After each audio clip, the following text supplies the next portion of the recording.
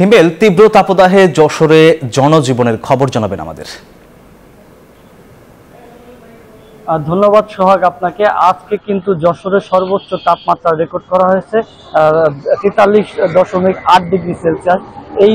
এই কালে এই প্রথম সর্বোচ্চ রেকর্ড করা হয়েছে 43.8 ডিগ্রি সেলসিয়াস। এর আগে অর্থাৎ গতকালকে কিন্তু 42.6 ডিগ্রি সেলসিয়াস ছিল যশোরে।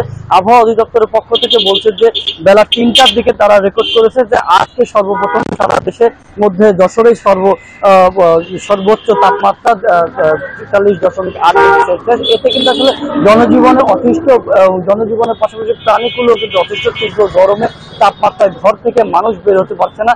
আমরা যেটা দেখতে পাচ্ছি যে বেলা বাড়ার সাথে সাথে কিন্তু তাপের প্রবাহটাও বাড়ছে।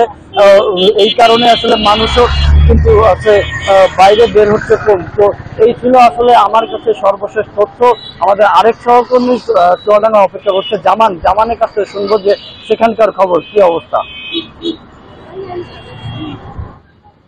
হিমেল, আপনাকে ধন্যবাদ। আপনি যেমনটি বলছিলেন, আসলে যশোরের মতোই চুয়াডাঙ্গাতেও কিন্তু ভয়াবহ তাপ প্রবাহ বয়ে চলেছে। আজ কিন্তু চুয়াডাঙ্গা জেলায় তাপমাত্রা রেকর্ড করা হয়েছে 43.7 ডিগ্রি সেলসিয়াস। এই তাপমাত্রার কারণেই সকাল থেকেই কিন্তু এর প্রভাব পড়তে শুরু করে। বেলা বাড়ার সাথে সাথে কিন্তু শহরের রাস্তাঘাটগুলো ফাঁকা হতে শুরু করে। বিশেষ করে শ্রমজীবী খেটে খাওয়া মানুষ যারা শহরে কাজের সন্ধানে আসেন, তারা কিন্তু কাজ না পেয়ে অনেকে ফিরেও যান।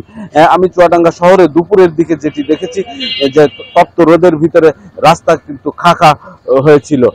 পথচারীরাও কিন্তু তেমনটা বাইরে আসেনি। বিশেষ করে আমি শ্রমজীবী মানুষের ভিতরে যেটা দেখেছি, তারা তাদের কাজে এসে কিন্তু যথাযথ কাজ পাননি। তারা হচ্ছে বিশেষ করে রিক্সা চালক, ভ্যান চালক শ্রেণীর যারা আছেন, তারা কিন্তু যাত্রী পাননি।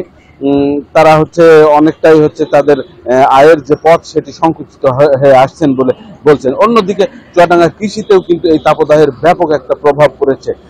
তো চুয়াডাঙ্গার যে বড় মৌসুম চলছে, এই বড় ধান কিন্তু আপনার অনেকটাই ক্ষতিগ্রস্ত হয়েছে। কৃষকরা যেটি বলছেন যে এইবার তাদের উৎপাদন ঘাটতি হবে। তো এই ছিল চুয়াডাঙ্গা থেকে আমার কাছে ফিরছি স্টুডিওতে সোহাগ।